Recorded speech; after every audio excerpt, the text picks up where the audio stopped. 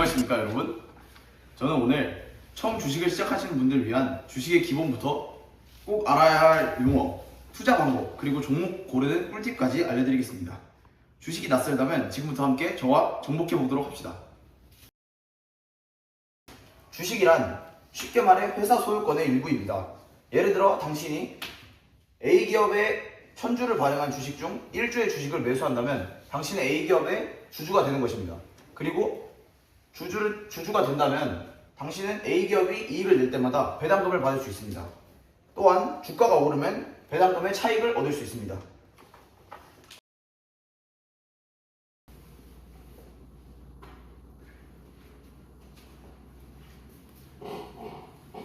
여러분, 주식에 입문할 때는 반드시 다음과 같은 용어를 아셔야 합니다.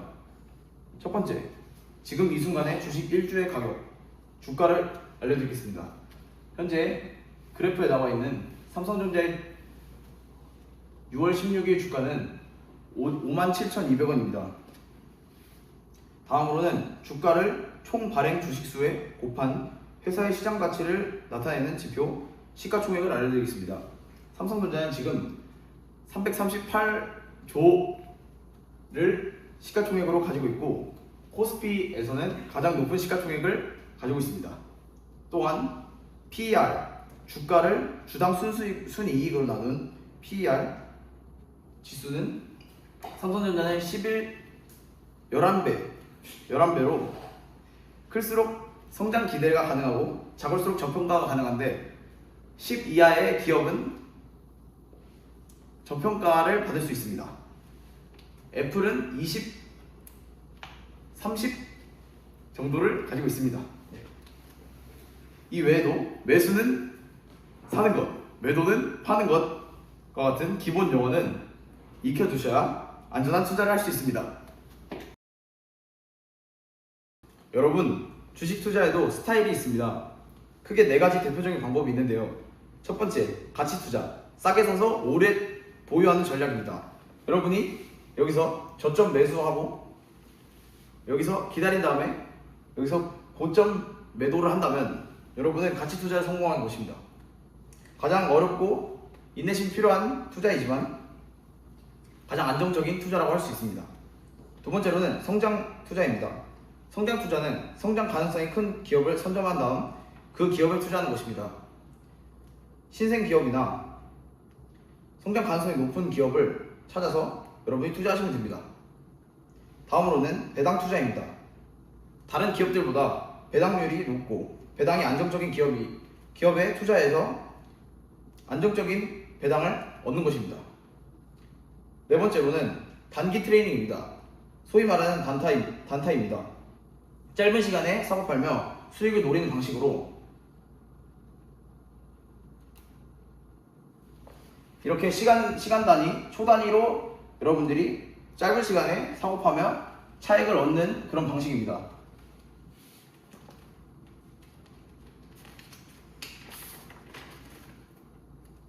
처음 시작하시는 여러분들은 소액 분산 투자로 시작해 보시는 것을 추천드리겠습니다. 그렇다면 여러분, 어떤 종목을 사야 할까요? 그냥 감으로 고르시면 안 됩니다. 다음 4가지 노력이 필요합니다. 첫 번째, 재무제표 분석, 매출, 이익, 부채 비율을 통한 기업 건강 상태를 확인해야 합니다. 두 번째, 산업시장 환경 조사를 해야 합니다.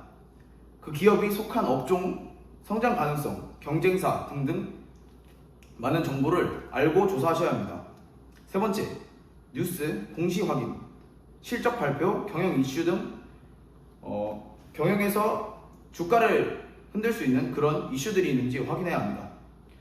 네 번째, 리스크 관리, 손절선 설정, 자산 분산 등 위험한 분산 전략을 확인하셔야 합니다. 달걀을 한 바구니에 담지 마라 라는 말이 있듯이 자산 분산은 가장 중요합니다.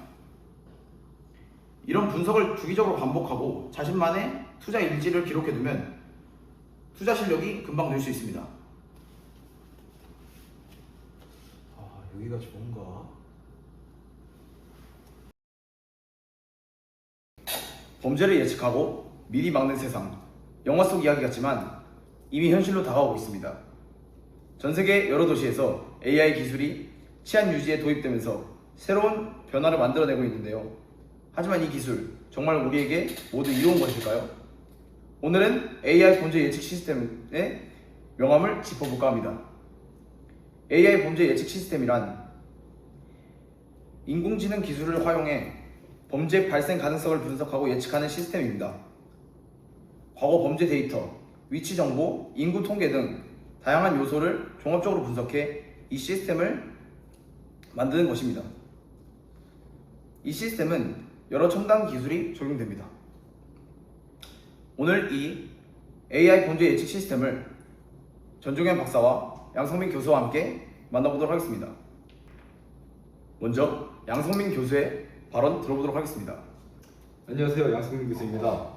제가 말씀드리고 싶은 것은 이 AI 범죄 예측 시스템에 대해서인데요. 이 AI 범죄 예측 시스템은 첫 번째로 범죄 예방 효과가 있을 뿐 아니라 이제 여러 자원의 효율화도 가능하고 그리고 공정하고 객관적인 판단을 가능하게 합니다. 이러한 제 주장의 근거는 일단 첫 번째로 미국 LA 프레드폴에서 총기 범죄율이 20% 감소했고 그리고 위험 시간 그리고 여러 장소들을 예측해서 이제 그곳에 선제적으로 순찰을 돌면서 이제 자원의 한정된 경찰의 인력인 자원을 효율화할 수도 있고 이제 인간의 직감보다 AI의 일관된 판단이 더 공정하고 객관된 판단이라고 생각하기 때문에 저는 AI 범죄 예측 시스템에 대해서 찬성합니다. 다음은 전종현 박사의 말씀 들어보겠습니다. 네, 안녕하십니까. 전종현 박사입니다. 먼저 제가 말하고 싶은 부분은 크게 세 가지입니다. 먼저 첫 번째로 AI가 사용하는 학습 데이터가 편향되어 있을 문제인데요.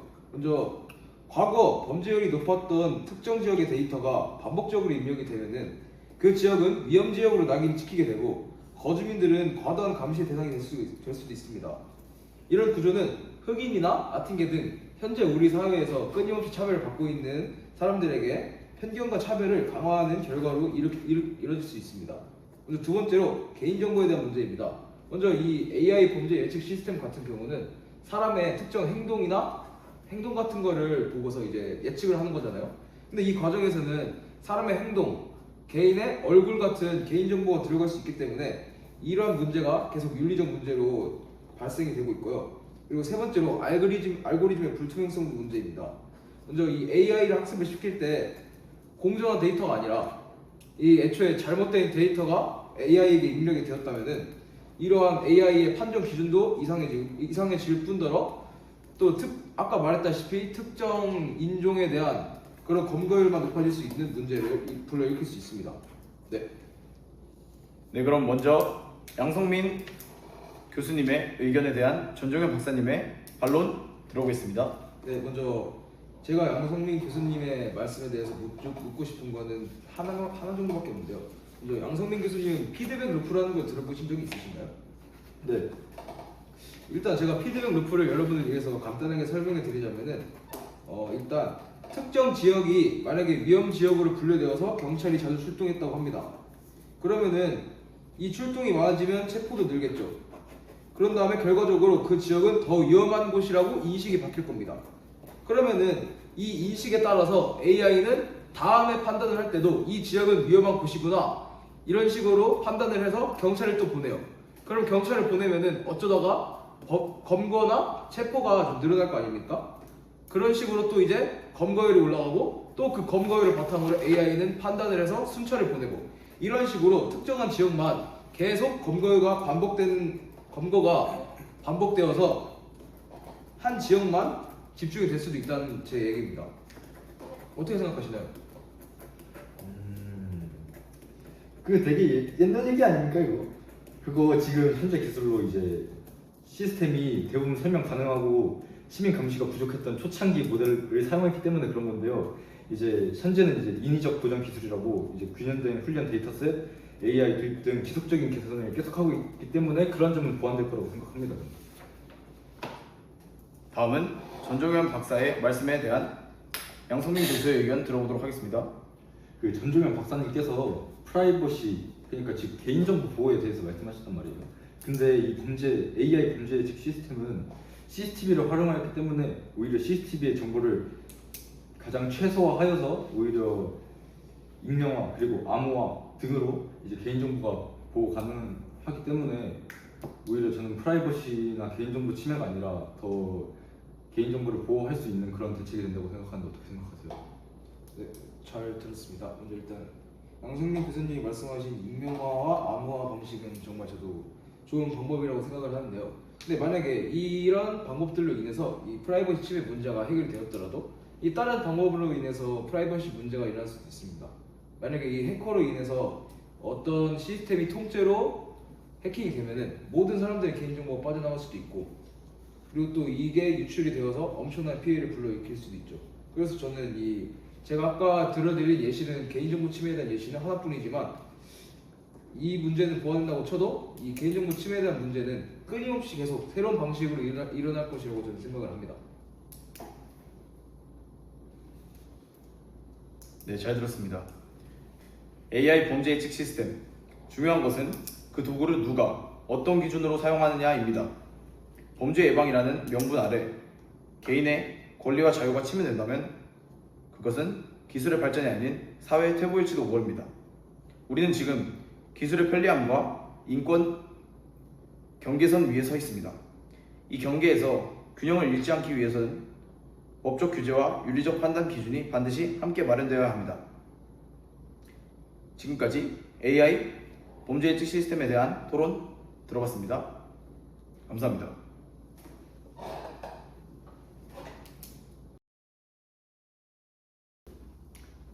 안녕하십니까, 양승민 기자입니다. 일본 이란도 못한 무패, 한국 쿠웨이트 4대0 대파하고 월드컵 본선 행 자축에 대해서 자세히 알아보겠습니다. 네, 홍명보 감독이 이끄는 한국 국가대표 축구팀이 쿠웨이트를 상대로 4대0을 기록하며 격파하며 패배 없이 월드컵 본선에 진출하였습니다. 북중미 월드컵 아시아 지역 3차 예선 B조 조별리그 최종 10차전에서 축구선수 전진우, 이강인, 오영규, 이재성이 연속 4골을 기록하며 월드컵 본선 진출이라는 큰 쾌거를 이뤄냈습니다. 감사합니다.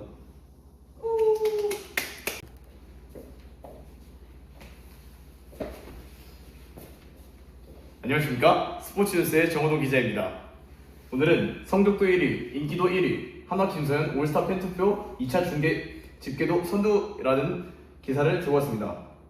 지금 한화이글스는 1등을 달리고 있습니다. 게다가 김서현 선수는 이번 시즌 KBO 마무리로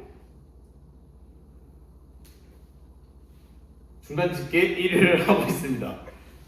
세이브도 많이 하고 있습니다. 김서현 선수 많이 사랑해주세요. 스포츠뉴스 폐지할까? 더워라. 안녕하십니까, 오늘의 예보 전주현 기자입니다. 이번 주 여름 엄청 덥죠? 제가 이번 주 여름 소식을 깔끔하게 소개해드리겠습니다. 먼저 화요일은 최고기온 27도와 최저기온 19도로 구름이 낀 선선한 날씨가 되겠습니다. 다음 수요일은 최고기온 31도와 최저기온 21도로 해가 살짝 뜰 예정이니 선크림을 준비해주세요. 목요일은 최고기온 30도와 최저기온 23도로 낮에는 흐릴 예정이지만 밤에는 비가 올 예정이니 밤에 외출을 계획 중이신 분이라면 우산을 챙겨주시기 바랍니다.